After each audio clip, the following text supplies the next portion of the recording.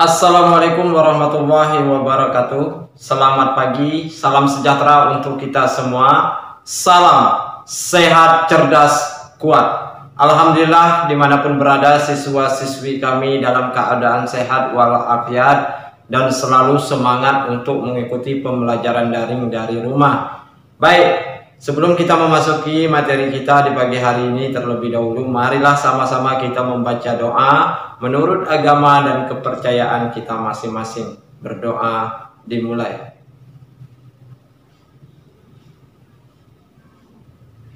Baik siswa dan siswi Bapak yang di kelas 8, adapun materi kita di pagi hari ini masih sama dengan minggu yang kemarin, atletik, yaitu tolak peluru. Silakan siswa dan siswi Bapak pelajari di video ini. Selamat menyaksikan. Ke sejarah tolak peluru. Konon, tolak peluru telah ada sejak 2000 tahun lalu. Saat itu, olahraga tolak peluru populer di kalangan pria Britania atau Inggris untuk menguji kekuatan para pria. Peluru yang digunakan pun masih berupa batu. Ide olahraga tolak peluru berawal pada abad pertengahan.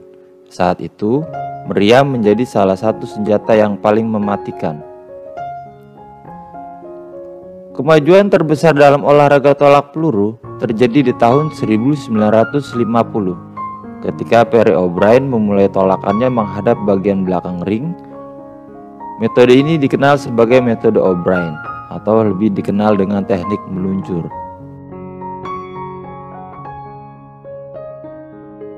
Namun dalam perkembangannya, teknik yang mendapat popularitas adalah teknik berputar yang menggunakan lemparan cakra melintasi ring tolak peluru, bukan bergerak ke arah belakang yang telah dilakukan oleh O'Brien. Meski demikian, kedua teknik ini sama-sama mencapai keberhasilan. Pengertian tolak peluru. Tolak peluru adalah suatu bentuk gerakan menolak atau mendorong suatu alat bundar atau peluru dengan berat tertentu yang terbuat dari logam yang dilakukan dari bahu dengan satu tangan untuk mencapai jarak sejauh-jauhnya. Berikut ini adalah denah dari lapangan tolak peluru. Bisa kita lihat diameter lingkaran ukurannya 2,135 meter. Kemudian di antara garis salah membentuk sudut 90 derajat, yang mana arah tolakan harus lurus ke arah tolakan. Lapangan tolak peluru disebut juga dengan sektor tolakan dengan ukuran meter lemparan 2,135 meter. Bagian luar lingkaran dibuat dari meta baja, permukaan lemparan dibuat dari beton atau aspal. Lingkaran dibagi menjadi bagian yang ditandai garis cat yang ditarik dari titik pusat lingkaran 75 cm di kiri dan kanan luar lingkaran. Berikut ini adalah contoh lapangan tolak peluru.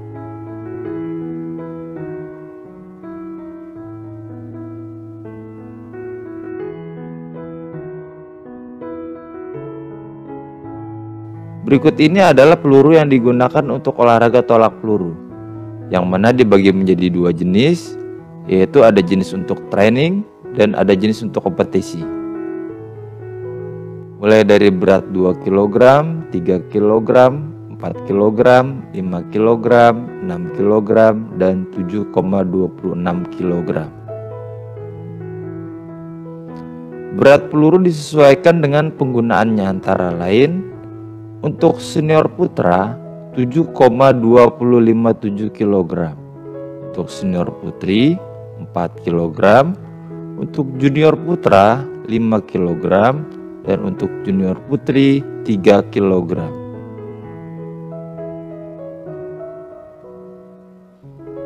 Teknik dasar tolak peluru.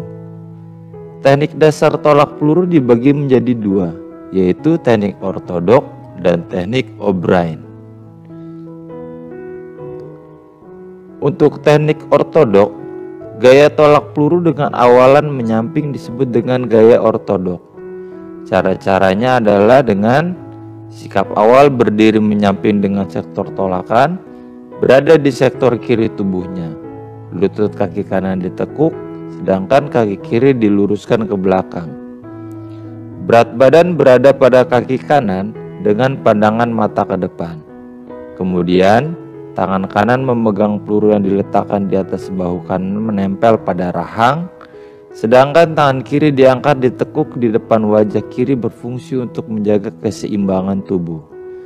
Selanjutnya, saat akan menolak, kaki kiri diangkat kemudian diputarkan ke arah kiri sebanyak 2-3 kali putaran. Kemudian kaki kiri berpijak di sebelah kaki kanan. Kaki kiri digeser ke samping kiri sambil kaki kanan juga digeser mengikuti arah kaki kiri bergeser. Selanjutnya, ketika kedua kaki bergeser ke kiri, peluru dilemparkan dengan cara mendorong tangan kanan yang memegang peluru ke arah depan atas. Jalannya peluru membentuk parabola, diikuti pandangan mata arah jalannya peluru. Dan yang sikap terakhir adalah berat badan berada di kaki kanan, diusahakan tubuh tidak terlalu keluar dari lingkaran.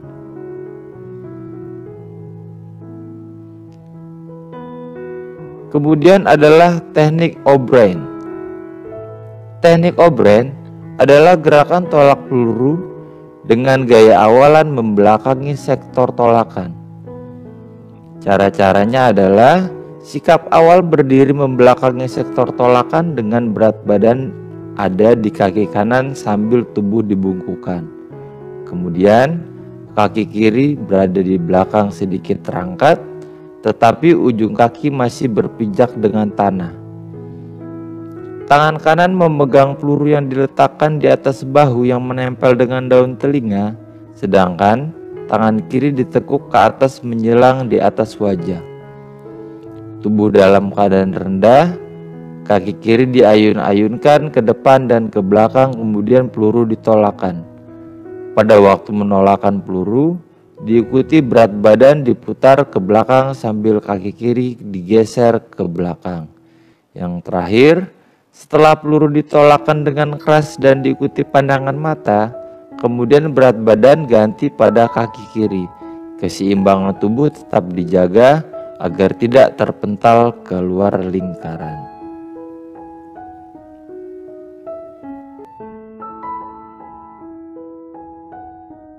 Berikut ini adalah hal-hal yang harus dihindari dalam tolak peluru adalah sebagai berikut.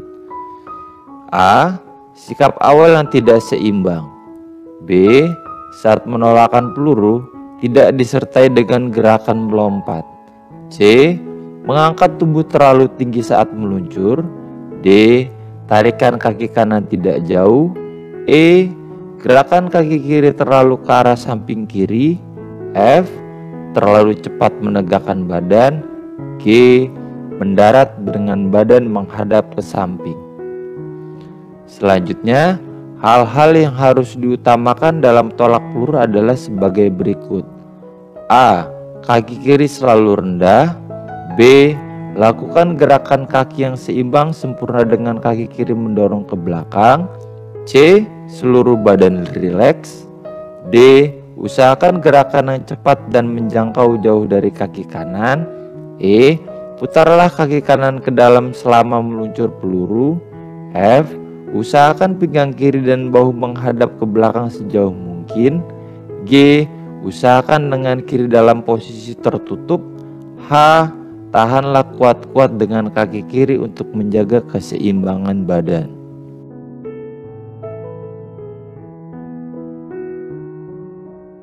Berikut ini adalah peraturan dalam tolak peluru. Para peserta tolak peluru akan dikatakan diskualifikasi apabila melakukan 1. Menyentuh balok batas sebelah atas. 2. Menyentuh tanah di luar lingkaran. 3. Keluar masuk lingkaran dari muka garis tengah. 4. Dipanggil selama 3 menit belum menolak.